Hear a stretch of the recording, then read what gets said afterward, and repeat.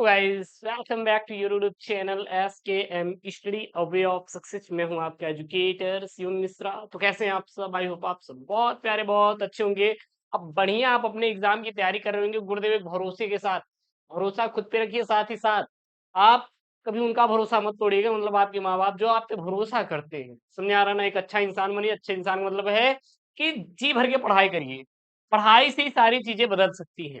मैं नहीं चाहता जो मैंने गलती की है आप भी करिए। क्योंकि यार इंसान का यार फितरत ही होता है गलती करना। और फिर इतनी गलती कर देंगे, फिर उसके बाद सुधार करने का मौका नहीं मिलेगा। मौका मिलेगा तो बहुत के बाद में, जब आपका सब कुछ खत्म हो जाएगा। मतलब अगर आप पढ़ाई कर रहे हैं तो आप जी भर के पढ़िए, क्योंकि उसके बाद जब आप 24-25 साल के हो जाएंगे फिर मौका नहीं मिलेगा। हम कह रहे हैं कि आप किस चीज से परेशान हैं। मान लीजिए आपको बहुत सारी चीजें अच्छी लगती है। सबसे ज्यादा अच्छी आपको क्या लगती है? मोबाइल सबसे ज्यादा प्यारी लगती है ना। मान लो मोबाइल तोड़ टूट गई, आपकी गलती थी, आपको बहुत प्यारी लगती थी, और आप किसी कारण की वजह से, आपकी गलती की वजह से वो हमारी बहुत ज्यादा प्यारी लगने वाली मोबाइल क्या हो गई? टूट गई। अब आप क्या करेंगे? आप रोएंगे। एक दिन रोएंगे, 2 दिन रोएंगे, 3 दिन रोएंगे। आप क्या करेंगे बेटा? रोएंगे। अब जरा सोचिए, क्या वो रोने से, आपके रोने से क्या मोबाइल ठीक हो जाएगी? नहीं। फिर कैसे होगा? फिर आपको करना पड़ेगा क्या बेटा? संघर्ष। संघर्ष का मतलब ये नहीं कि हम बेवकूफों की तरह घूम रहे हैं, टहल रहे हैं, इंस्टाग्राम चला रहे हैं, फिर से वही गलती कर रहे हैं जिसकी वजह से मोबाइल टूटे। बल्कि आप ये सोचिए कि इस मोबाइल को, जो हमारे पास मोबाइल टूटी हुई है, इस मोबाइल को हम बेहतर कैसे बना सकते हैं। उसके लिए आपको संघर्ष करना पड़ेगा। आपको जॉब लेनी पड़ेगी। आपको एक अच्छा इंसान बनना पड़ेगा ताकि ये मोबाइल दोबारा से ना टूटे। तो इस मोबाइल को सही से रखने के लिए आपको क्या करना पड़ेगा? संघर्ष करना पड़ेगा, मेहनत करनी पड़ेगी, पैसा कमाएंगे, फिर उस पैसे का उपयोग करके आप इस मोबाइल को क्या करेंगे? बनवाएंगे ना। अगर आप रोने बैठते तो आपका कुछ होता क्या? नहीं कल्याण होता। इसीलिए इसी भरोसे पर कि हम कल को अच्छा कर सकते हैं, आपको आज संघर्ष करना पड़ेगा। मोबाइल की याद आ रही है? आने दीजिए। कहिए कि हाँ, हमारे पास एक दिन पैसा आएगा तो हम इस मोबाइल को बनवा लेंगे। इसी चीज को अगर लेकर आप पढ़ाई करेंगे तभी आपका पढ़ने में मन करेगा, नहीं तो बेटा बेकार हो जाओगे। समझ आ रहा है ना? इसलिए कहते हैं बेटा पढ़ाई करो, कर जाओ। चलिए, तो यहाँ पे आपको क्लास 12 हिंदी के 8 इंपॉर्टेंट टॉपिक लेकर आए बोर्ड में, जो बेटा आपको 55 नंबर दिलाएंगे। 55 नंबर। हिंदी का ऐसा सब्जेक्ट है जो कि हम आपको टॉपिक वाइज भी पढ़ा रहे हैं। जैसे मैं आपका जीवन परिचय भी स्टार्ट किया हूँ, और जो जो टॉपिक मिक्सअप टॉपिक भी पढ़ाएंगे, क्योंकि हम बोर्ड का आपको पूरी तैयारी करवा देंगे और वो पेपर पढ़ाएंगे जो आपके बोर्ड में आने वाला है। गारंटी देता है ये सीएम। और इसका पीडीएफ बेटा टेलीग्राम चैनल एसटीएम इसे मिल जाएगा, link in the description box. साथ ही साथ 2 बैच है, महाभारत बैच और रामायण बैच। जरूर ज्वाइन करिए। गूगल प्ले स्टोर से एसटीएम स्टडी एप्लीकेशन डाउनलोड करिए। चलते हैं। सबसे पहला आपको यहाँ पे मिलने वाला है ऑब्जेक्टिव। क्या मिलेगा? ऑब्जेक्टिव। ऑब्जेक्टिव सर हमारे पेपर कितने नंबर का आता है? तो आपको बेटा 10 नंबर का आता है। 10 अंकों का कर जो आपके पेपर में आता है, 10 नंबर का आपके पेपर में आता है।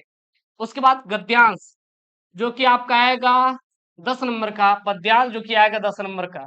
जीवन परिचय, लेखक और कवि का आएगा 10 नंबर का। कहानी आएगा 5 नंबर का। संस्कृत का पद्यांश आएगा आपका 5 नंबर का। और मुहावरे आएंगे आपके 2 अंकों के। 2 अंकों की। तो ये हम सारे टॉपिक आपको एक वीडियो में बताने वाले हैं। आशा करते हैं कि ये वीडियो आपको अच्छा लगेगा, और आप लोग इस वीडियो को शेयर करेंगे अपने दोस्तों के साथ, अपने मित्रों के साथ, अपने उनके साथ जरूर से जरूर शेयर करिएगा। ठीक है ना? मजा आने वाला है यार क्लास लेने में, टेंशन मत लीजिएगा। मैं आपको फिर से बोल रहा हूँ, अगर उनकी याद आ रही है तो आने दीजिए उनकी याद। अब उनकी याद में आप क्या कर सकते हैं बेहतर? आप ये सोचिएगा ना कि गुरुदेव हो, हमने उनको धोखा दे दिया, किसी और से चैट कर लिया था, अब वो हमसे दूर हो गए। अब वो हमसे क्या हो गए? दूर हो गए। तो आप क्या उनको पास लाने के लिए रोएंगे क्या? नहीं। आप 2 चीज कर सकते हैं। गलतियों में सुधार करिए, मन लगा के पढ़ाई करिए, एक अच्छा इंसान बनिए। आपके पास जॉब रहेगी, सारी चीजें रहेंगी। जॉब का मतलब ये नहीं कि पैसा आ गए। अच्छा बनिए, अच्छा इंसान बनिए, उसके बाद वो आपको माफ करेंगे, फिर आप बढ़िया एंजॉय करिएगा। इसलिए कहते पढ़ाई पे सबसे पहले फोकस करिए। अरे गुरुदेव मजे ले रहे, हम क्या ही कर सकते हैं यार, हमारे पास आपके सिवा है कौन? हमारे पास किताबों के सिवा कोई नहीं है। एक बात ध्यान देना, सब कुछ छूट गया है पीछे। किताबें होती हैं बस केवल मेरे पास। पहला ऑब्जेक्टिव पर बेटा बहुत तगड़ा वाला एकदम पेपर में आया हुआ, एकदम फंसने वाला, आपके पेपरवा में कर जवा है खड़ी बोली। अच्छा गुरुदेव, खड़ी बोली एक प्रथम गद्य रचना है। खड़ी बोली, खड़ी बोली की प्रथम गद्य रचना किसे माना जाता है? मतलब कि ऐसी कौन सी प्रथम रचना थी जिसको खड़ी बोली की माना जाता है, मतलब कि उसमें खड़ी बोली का उपयोग किया गया था। वो था चंद छंद वर्णन की महिमा। चंद छंद वर्णन की महिमा को खड़ी बोली की प्रथम गद्य रचना माना जाता है। जैसे हम आपसे बात के का हो का हाल बा, हाँ गुरुदेव ईद खड़ी बोली ना हुई तो क्यों, क्या हाल बेड़ा आपका? देन ये क्या बेड़ा, खड़ी बोली है। खड़ी बोली क्या है? चंद छंद वर्णन की महिमा है। अगला यहाँ पे हिंदी प्रदीप, ये एक बेटा पत्रिका है, इसके संपादक कौन है? बाण कृष्ण भट्ट। जो पेपर में आए वही बता रहे हैं। एक बात ध्यान देना, आपके ऑब्जेक्टिव जो होते हैं वो पीवाईक्यू क्वेश्चन से रिपीट किए जाते हैं। आधा आपका क्वेश्चन पीवाईक्यू से ही आ जाता है, तो इसलिए ज्यादा से ज्यादा आप प्रीवियस ईयर पेपर पढ़िए, आपका अच्छा मार्क्स आएगा, गारंटी दूंगा। अगला बेटा लीजिए, अगला ग्रेजवा लीजिए, क्या है? बाबू गुलाब राय की आत्मकथा है। बाबू गुलाब राय की आत्मकथा है। गुरुदेव मेरी असफलता है, मेरी असफलता, ये क्या बेटा? आत्मकथा है। गुरुदेव एक प्रश्न बना था, अरे करजवा कब बना था? गुरुदेव बना था 2023 में। अच्छा प्रश्नवा क्या था बेटा? प्रश्नवा ही था गुरुदेव मेरी असफलताएं किस विधा की रचना है? किस बेटा विधा की रचना है? विधा मतलब होता है कृतियों के प्रकार। बेटा क्या है? आत्मकथा है। क्या बेटा? आत्मकथा है, ठीक है। अगला है अतीत के चलचित्र किस विधा की रचना है? तो बेटा संस्मरण है। अतीत के चलचित्र किस विधा की रचना है? संस्मरण है। और अगला यहाँ पे प्रश्न है जीवन और दर्शन के बेटा रचनाकार कौन है? संपूर्णानंद। डॉक्टर संपूर्णानंद जो है जीवन और दर्शन के बेटा क्या है? रचनाकार है। जीवन और दर्शन के जो रचनाकार माने जाते हैं, कौन माने जाते बेटा? डॉक्टर संपूर्णानंद माने जाते हैं। डॉक्टर संपूर्णानंद माने जाते हैं। अगला लीजिए प्रश्न, हरी घास पर क्षण भर। हरी घास पर क्षण भर की बेटा रचनाकार कौन है? अज्ञेय जी हैं। सचिदानंद हीरानंद बादशाह बोले तो अज्ञेय। सचिदानंद हीरानंद बादशाह बोले तो करजवा अज्ञेय जी कौन है? ये गुरुदेव है हमारे हरी घास पर क्षण भर की रचनाकार। अच्छा अगला है हरियोध जी की कृति नहीं है। बेटा हरियोध जी की कौन सी कृति नहीं है? चुपते चौपते हरियोध जी कृति है, प्री प्रवास भी है, वैदेही वनवास भी है, चित्राधार नहीं है। अगला है साहित्य लहरी के रचयिता हैं सूरदास। साहित्य लहरी के रचयिता कौन है? सूरदास जी हैं। कौन है? सूरदास जी। अगला है नौका विहार कविता किस कृति से अवतरित से बीड़ा से? किससे? बीड़ा से। नौका विहार किससे है? बीड़ा से है। नौका विहार किससे? बीड़ा से है। अगला गुरुदेव है यहाँ पे अंगा वाला प्रश्न, क्या है? अरे गुरुदेव दूसरा सप्तक के कवि कौन है? दूसरा सप्तक कवि कौन है? भवानी प्रसाद मिश्र। एक प्रश्न यहाँ पे आता है, मैं लिख देता हूं यहाँ पे, प्रथम तार सप्तक या सप्तक लिख लीजिएगा, और द्वितीय और तृतीय, ये बहुत इंपॉर्टेंट है। तृतीय, ये तीनों के तीनों बहुत इंपॉर्टेंट है, इनके सन पेपर में पूछा जाता है। प्रथम तार सप्तक का प्रकाशन कब हुआ था? प्रकाशन कब हुआ था? द्वितीय तार सप्तक का प्रकाशन कब हुआ था? और तृतीय तार सप्तक का कब प्रकाशन हुआ था? ये पेपर खूब आता है, इसको आप लोग याद कर लीजिएगा। ये टॉपिक क्लियर होता है। अगले टॉपिक की तरफ चलते, बहुत इंपॉर्टेंट बेटा टॉपिक है गद्यांश। अच्छा गुरुदेव गद्यांश क्या है? आपके करजवा पेपरवा में 10 नंबर का आएगा, 5 सवालें होंगी, हर एक सवाल 2 नंबर का, 10 नंबर का आएगा। हम आपको without pen and paper approach सिखाएंगे। गुरुदेव सही बताइए, सिखा देंगे क्या? उनकी कसम, अरे गुरुजी उनकी कसम, उनकी कसम आपको सिखा देंगे, 10 नंबर दिलाना, टेंशन मत लेना गुरुदेव एग्जाम में चाचा से। कैसे? हमारा काम करेंगे? अरे गुरुदेव आपका क्या, आप 1000 काम करते। ना गुरुदेव आपका क्यों करेंगे? उनका बात मानेंगे कि आपका बात मानेंगे? अरे बेटा हमारी बात मान लो, कोनो दिक्कत नहीं। क्यों बेटा बात मानेंगे? अरे गुरुदेव बात मानेंगे। अगर मेरी बात माने तो पढ़ लीजिए एक बार, पढ़ लीजिए। गुरुदेव पढ़ तो लेंगे ही, उनका लेटर है का? मैं यह नहीं मानता कि समृद्धि और आध्यात्म एक दूसरे के विरोधी हैं या भौतिक वस्तुओं की इच्छा रखना कोई गलत सोच है। उदाहरण के तौर पर मैं खुद न्यूनतम वस्तुओं का भोग करते हुए जीवन क्या कर रहा हूं बेटा, बिता रहा हूं, लेकिन मैं सर्वस्व समृद्धि की कद्र करता हूं, क्योंकि यह अपने साथ सुरक्षा और विश्वास लाती है, जो अंततः हमारी आजादी को बनाए रखने में सहायक है। आप आसपास देखेंगे, पाएंगे कि खुद प्रकृति भी कोई काम आधे अधूरे मन से नहीं करती। किसी बगीचे में जाइए, मौसम में आपको फूलों की बहार देखने को मिलेगी, और ऊपर की तरफ भी देखें, यह ब्रह्मांड आपके अनंत तक क्या दिखाई देगा बेटा, फैला हुआ दिखाई देगा। गुरुदेव कहाँ से लिया गया है, कहाँ से लिया गया हुआ है? कहीं पर आदर्श की बातें आई, भौतिक इच्छाओं की सोच अगर रखेंगे तभी तो वैज्ञानिक बनेंगे। हम कह रहे हैं कि अगर हम गुरुदेव कार की सोच ना रखते तो क्या वैज्ञानिक अब बन पाते ना गुरुदेव। भौतिक वस्तुओं की, जितना ज्यादा भौतिक वस्तुओं की सोच रखेंगे उतनी ज्यादा आप क्या बनेंगे, आगे बढ़ेंगे। अब जरा सोचिएगा, भौतिक वस्तु की सोच रखेंगे तो क्या बनेंगे, वैज्ञानिक बनेंगे। तो गुरुदेव वैज्ञानिक कौन थे, डॉक्टर एपीजे अब्दुल कलाम थे। अच्छा, डॉक्टर एपीजे अब्दुल कलाम, हाँ गुरुदेव, डॉक्टर एपीजे अब्दुल कलाम, यानी कि इसके लेखक कौन है, डॉक्टर एपीजे अब्दुल कलाम। क्योंकि यहाँ किसी एक प्रश्न बना, मैं न्यूनतम वस्तु के साथ करता हूं और भौतिक वस्तु की इच्छा रखना कोई गलत सोच रही, तो भौतिक वस्तु आई तो वैज्ञानिक का है, वैज्ञानिक मतलब डॉक्टर एपीजे अब्दुल कलाम आए। लेखक का नाम जान गए, लेखक का नाम मतलब कि एक नंबर मिल गया, doctor APJ Abdul Kalam, APJ Abdul Kalam. समझ में आ गया। अच्छा गुरुदेव, चैप्टर का नाम क्या है? भैया एपीजे अब्दुल कलाम कैसे थे, एक आदर्श व्यक्ति थे, तभी तो सफल हुए अपने जीवन में, इसीलिए कहते बेटा आदर्शवादी बनो। तो यानी कि हम और हमारा आदर्श, यानी गुरुदेव पाठ का नाम क्या हो जाएगा, हम और हमारा आदर्श, हमारा आदर्श। 2 नंबर डन हुआ कि नहीं, 2 नंबर डन हुआ कि नहीं। यानी लिखेंगे यहाँ पे कि प्रस्तुत गद्यांश हमारी पाठ्य पुस्तक हम और हमारा आदर्श पाठ से अवतरित है, इसके लेखक डॉक्टर एपीजे अब्दुल कलाम जी हैं, बस दैट्स ऑल। उसके बाद गुरुदेव रेखांकित अंश की व्याख्या कीजिए, रेखांकित गद्यांश का आशय। अरे भैया, बातों का बतंगड़ बनाना, बातों का बतंगड़ बनाना ही रेखांकित अंश की व्याख्या कहलाएगा, कुछ नहीं करना है। आप यही सेम टू सेम पूरा उठाइएगा, छाप दीजिएगा, आपको एग्जामिनर देगा 1 नंबर। छपाई करेंगे बेटा 1 नंबर। अच्छा, बातों को थोड़ा बढ़ा चढ़ा के, थोड़ा काट पीट के लिख देंगे, एग्जामिनर देगा 2 नंबर, तो नंबर नहीं कटेगा, नंबर आपका नहीं कटेगा। तो यही लाइएगा, छापिएगा, इसमें आप कोई ज्यादा दिमाग बुद्धि मत लगाइएगा। हम जो कह रहे हैं, बातों का बतंगड़ बनाने ना, जैसे मान लीजिए मैंने बताया है कि गुरुदेव हम गए थे आज, उनसे मुलाकात किए हुए हैं। अच्छा, अब ध्यान दीजिएगा, अब मैं आपके मम्मी के पास गया, मैं ये कहूंगा कि आंटी जी, आज आपका बेटा गया था अपने उनसे मिलने के लिए, और पता है गुलाब का फूल के साथ साथ रिंग भी इन्होंने दिया और चॉकलेट तो फ्री में खिलाया है।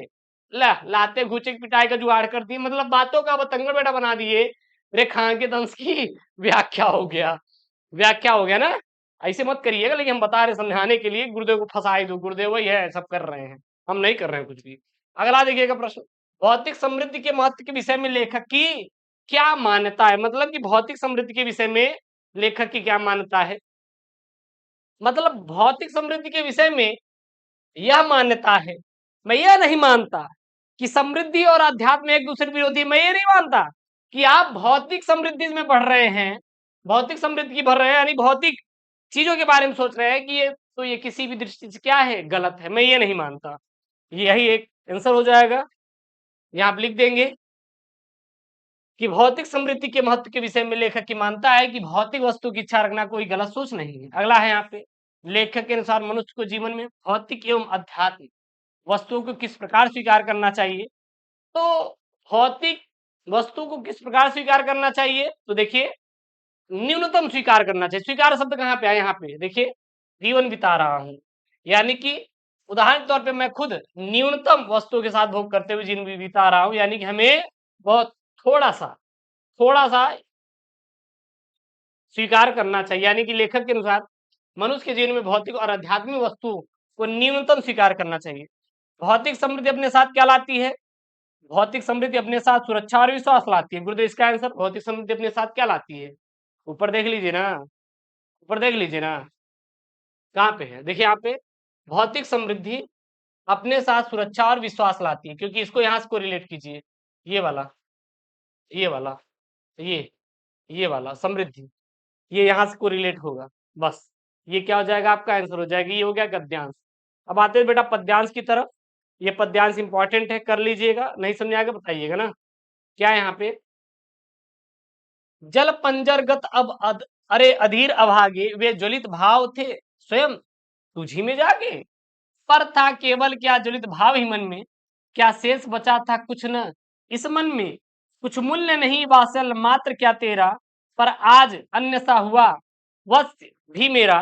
थूके मुझ पर त्रैलोक भले ही थूके, जो कोई जो कह सके कहे क्यों न चूकी। सबसे पहला प्रश्न कि ये उपयुक्त पद्यांश का शीर्षक और कवि का नाम, तो लिखेंगे उपयुक्त पद्यांश साकेत शीर्षक से अवतरित है और इसके कवि जो है मैथिली शरण गुप्त है, मैथिली शरण गुप्त है।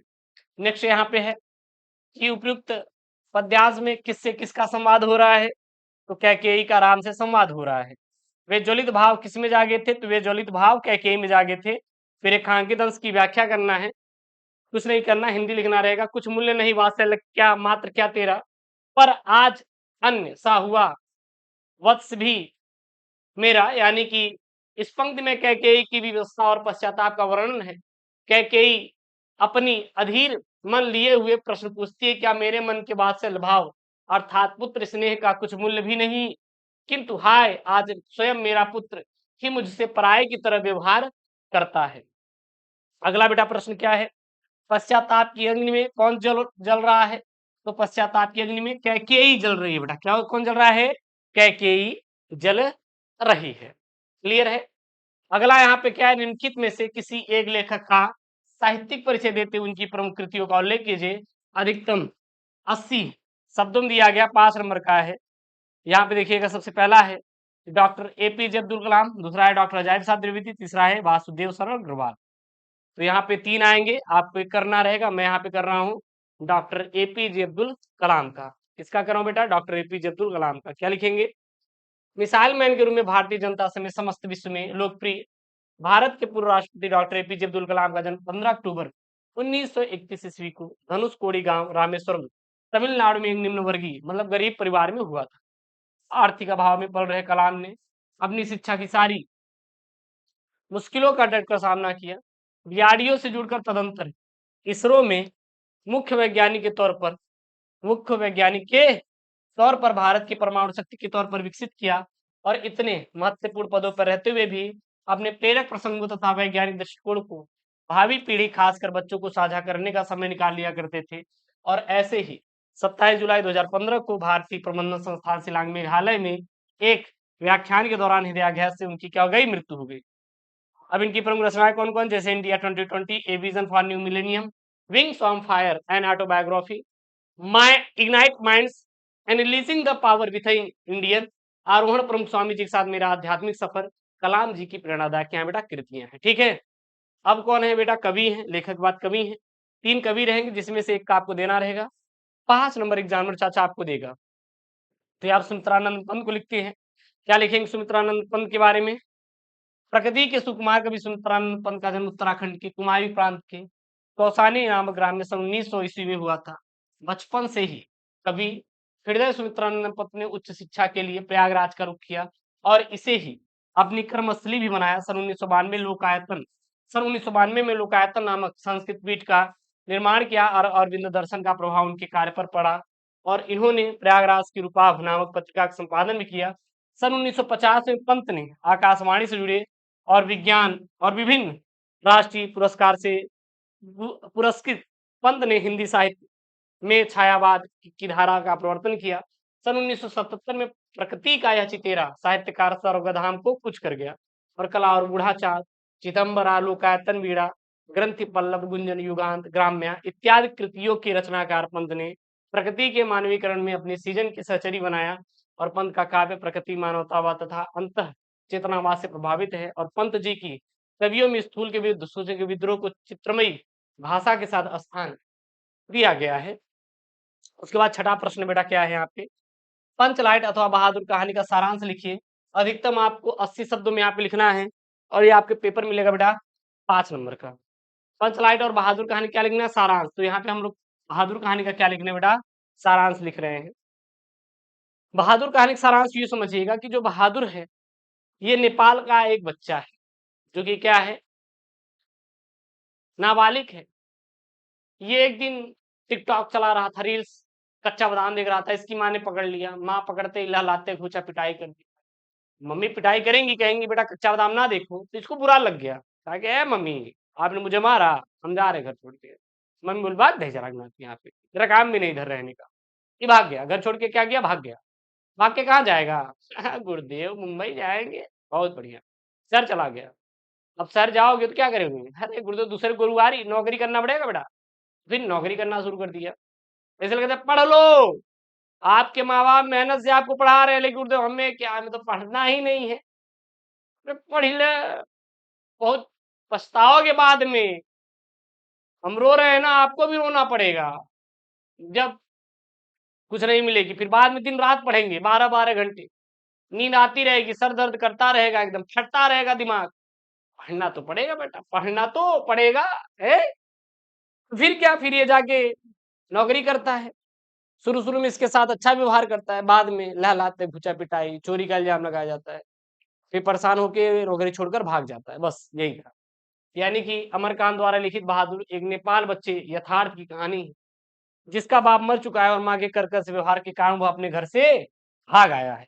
लेखक अपने किसी रिश्तेदार के माध्यम से बहादुर के घर के काम के लिए मिला था। आरंभ में बहादुर की खूब आवाभगत की गई, लेकिन दिन बीतने के साथ इसमें कमी आती गई।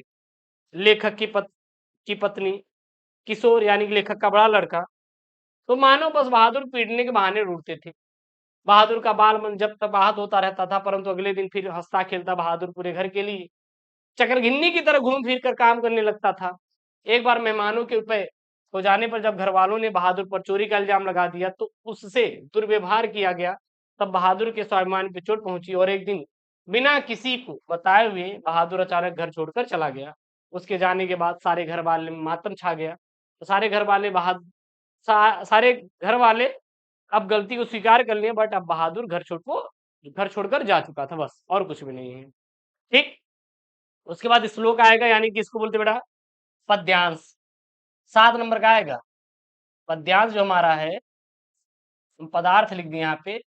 पद्यांश जो है आपका कितने नंबर का आएगा? आपका 7 नंबर का।